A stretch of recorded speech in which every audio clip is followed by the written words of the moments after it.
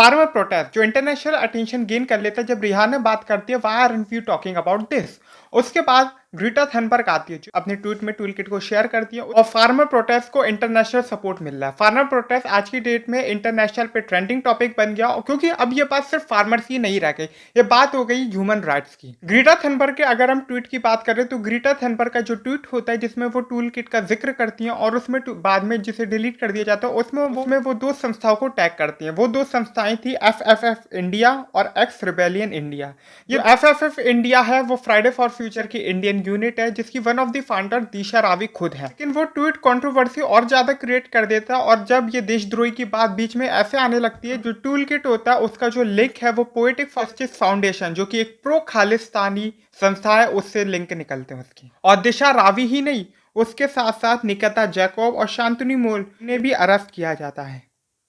दिशा रावी एक youth climate change activist है जो कि बेंगलोर में रहती है। ये one of the founder members है फ्राइडे फॉर फ्यूचर इंडिया की।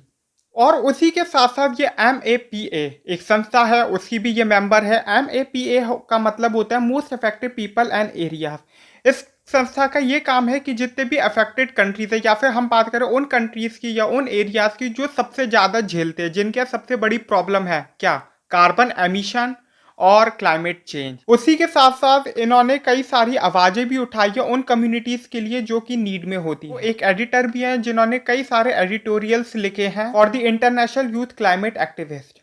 और उसी के साथ साथ 19 सितंबर के ब्रिटिश वॉग 2020 में भी फीचर किया गया था क्योंकि उन्होंने अपनी आवाज उठाई थी वर्किंग अगेंस्ट एनवायरमेंटल रेसिज्म। अब एक एनवायरमेंटल रेसिज्म क्या है? किसी भी सोशल इशू या एनवायरमेंटल इशू से रिलेटेड जब कोई भी बात करते हैं तो जब कोई एक अश्वेत लड़का या लड़की उस बात को रखता है तो फिर लोग उन्हें सीरियसली नहीं रहते। अमेरिकन और वेस्टर्न कंट्रीज उन्हें सीरियसली नहीं लेते, लेकिन वही बात अगर कोई श्वेत लड़की या लड़का बोलता है तो पूरी दुनिया से सीरियसली लेते हैं। सितंबर 2020 में वो कहती हैं कि we are living through the climate crisis और वो डिमांड करती है कि जितने भी कंट्रीज हैं उन्हें ये क्लाइमेट इमरजेंसी घोषित कर देनी चाहिए अपने देश में। दी गार्जियन के एक इंटरव्यू में रावी ये भी कहती है we are not just fighting for our future, we are fighting for our present. क्योंकि अगर हम बात करें तो पिछले साल कोरोना लॉकडाउन के बाद अगर हमारे दूसरी जो सबसे बड़ी इशू था, ये दूसरी सबसे बड़ी प्रॉब्लम जो हमारे देश ने झेली थी वो थी फ्लड, जिनकी वजह से न जाने कितने लोग बेघर हो गए थे और कितने लोगों को न जाने कितना नुकसान हुआ था। 2020 में एक यूएस ऑथर गेल किम्बल के साथ वो अपने इंटरव्यू में ये कहती है जनरेशन Z के क्लाइमेट एक्टिविस्ट के लिए कि in India protests are the part of life. Since the Indian freedom struggle was rooted in peaceful protest, there are lots of protests on humanitarian issue and religious issue, and protests are very integrated in Indian society. Social media has helped in recent days.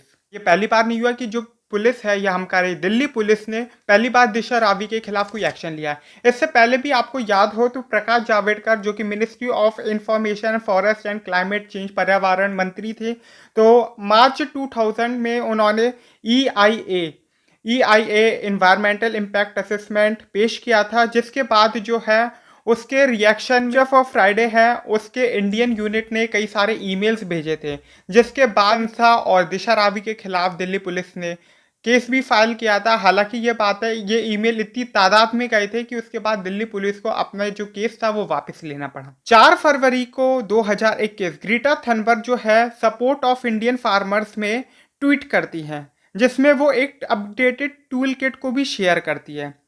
और उस tool kit में अब मेरे को नहीं पता आप कौन से न्यूज़ चैनल देखते हो, लेकिन बहुत से न्यूज़ चैनल ने ये दावा दिया था कि हमने ग्रेटा थनबर्ग को एक्सपोज कर दिया, इसमें देशद्रोही बातें लिखी थी, देश को बांटने की बातें लिखी थी। ये सब ग्रेटा थनबर्ग ने जो सबसे ज़्यादा हाईलाइट जिस ट्वीट पे दिया गया था अकॉर्डिंग टू मी वो ये दिया गया था आस्क इंडिया वाई, इंडिया से पूछो क्यों। और उसने ये कहा था कि आप टैग करोगे अपने क्वेश्चन को @PMO इंडिया, मतलब प्राइम मिनिस्टर ऑफिस इंडिया। ये पूरा का पूरा था फार्मर प्रोटेस्ट पे। अगर हम बात करें तो दूसरा जो हैशटैग जिस पे जोर दिया गया था वो फार्मर प्रोटेस्ट है, लेकिन मैं नहीं मानता क्योंकि फार्मर प्रोटेस्ट जैसे हैशटैग को पूरी दुनिया अपने आप ही यूज कर रही है। ग्रेटा थनबर्ग के ट्वीट करने से पहले बहुत से लोग लाखों करोड़ों फार्मर प्रोटेस्ट के नाम के हैशटैग पहले यूज हो चुके हैं। दिल्ली पुलिस का एक दावा होता है जिसमें यह बोला जाता है कि इस टूल किट को एडिट करने में दिशा रावी का भी हाथ था। दिशा रावी को अरेस्ट कर लिया जाता है 13 फरवरी को और अभी तो 5 दिन की कस्टडी में भेजा गया और देशद्रोही का UAPA का आरोप लगा दिया गया। और जो दिल्ली पुलिस के ऑफिसर प्रेमनाथ है उन्होंने ये कहा इनका जो मकसद था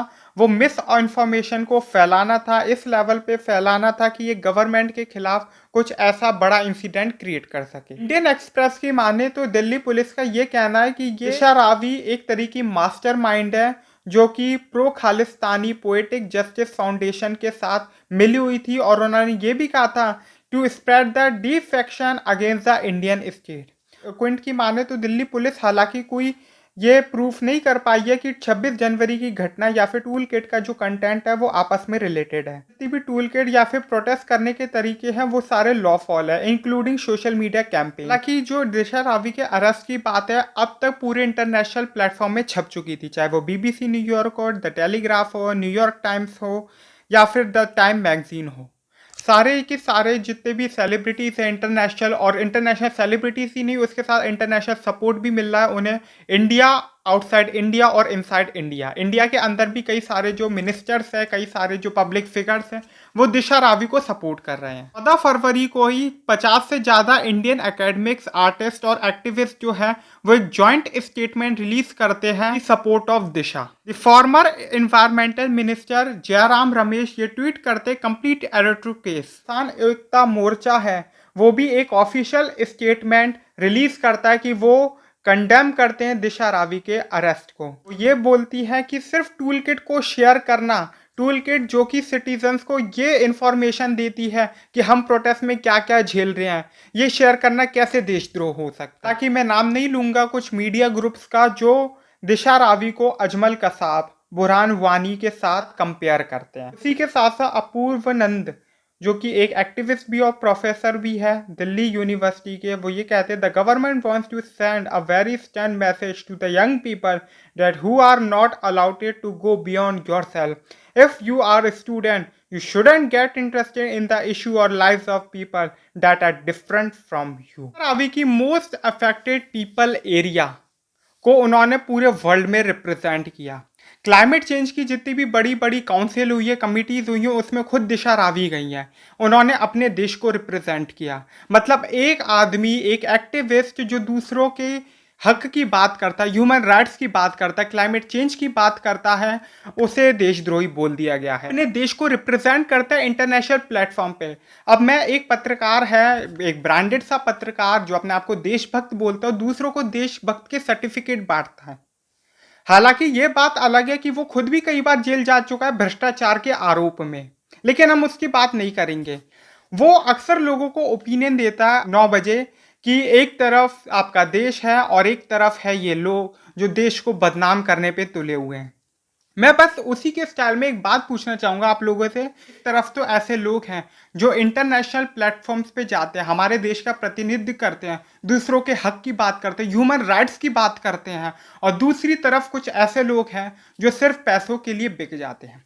वो ऐसे जर्नलिस्ट है, ऐसे नेता है, ऐसे मंत्री हैं जिनके खिलाफ अगर आप बोलो तो फिर ये आपको दबाने की कोशिश करते हैं, आपके नाम के अरेस्ट वारंट निकलवा देते हैं, और ऐसे पत्रकार हैं जो देशभक्ति का सर्टिफिकेट बांटते हैं। दिशा रावी और ग्रेटा थनबर्ग के व्हाट्सएप चैट की भी कई बात हो रही है। अब मुझे नहीं पता वो लीक व्हाट्सएप चैट जेन्युइन है कि नहीं, लेकिन इन्हें इन लोगों के व्हाट्सएप चैट में इंटरेस्टेड है। जब कोई एक टूल किट को शेयर करते हैं वो देशद्रोही है, लेकिन जब कोई टॉप मिलिट्री सीक्रेट को व्हाट्सएप पे शेयर करता है एक पत्रकार जो जवानों की मौत पे खुशी जाहिर करता है, ये सारे अपने आप को देशभक्त बोलते हैं। फैसला आपको लेना है कि आप इनमें से किसे देशभक्त मानते हो, उन लोगों को जो पैसों के लिए बिक जाते हैं, पैसों के लिए कुछ भी बोल सकते हैं, या फिर उन लोगों को जो इंटरनेशनल प्लेटफॉर्म पे जाके अपना प्रतिनिधित्व करते हैं। क्योंकि ये पहली बार नहीं हुआ है जब ह्यूमन राइट्स को गवर्नमेंट ने ऐसे दबाने की कोशिश की है। आपने एमनेस्टी इंटरनेशनल का नाम सुना होगा। एमनेस्टी इंटरनेशनल ह्यूमन राइट्स के लिए काम करते हैं, जिसको इलीगल घोषित कर दिया था, जिसके खिलाफ इंडियन गवर्नमेंट ने एक्शन लिया था। रीजन क्या था? क्योंकि एमनेस्टी इंटरनेशनल ने 2 मुद्दों पे सबसे ज्यादा आवाज उठाई थी। वो 2 मुद्दे थे कि कश्मीरी क्या फेस करते हैं इंडिया के अंदर, या फिर कश्मीर के अंदर क्या प्रॉब्लम चल रही है, कैसे इंडियन गवर्नमेंट कश्मीरी को दबाने की कोशिश कर रही है, और जो दूसरी सबसे बड़ी प्रॉब्लम थी कि उन्होंने सीए प्रोटेस्ट पे भी ह्यूमन राइट्स की बात की थी। आप जानते हो स्टूडेंट्स के खिलाफ पुलिस कैसे एक्शन लेती है, और यही सारी ह्यूमन राइट्स की बात थी जो उन्होंने की थी। और फार्मर प्रोटेस्ट में भी हमने देखा है कि ह्यूमन राइट्स की कैसी धज्जियां उड़ गई हैं। मतलब ये बात अब फार्मर प्रोटेस्ट की नहीं, ये ह्यूमन राइट्स की बात है कि वाटर सप्लाई कट ऑफ कर दी, फूड सप्लाई कट ऑफ कर दी, इलेक्ट्रिसिटी, इंटरनेट, मतलब इस प्रोटेस्ट को जैसे भी दबा दिया जाए। 21 लेयर की बैरिकेटिंग तक बना दी थी, या हम लोगों ने देखा था। हालांकि ये बात अलग है कि कील उन्होंने बाद में हटा, जिसकी वजह से जो फीमेल प्रोटेस्ट है उनको ज़्यादा परेशानी हो रही थी, सिर्फ और सिर्फ उस वाटर कट ऑफ की वजह से। उम्मीद करता हूँ आप समझ ही गए होंगे कि दिशा रावी है कौन और दिशा रावी के खिलाफ ये एक्शन लिया क्यों है।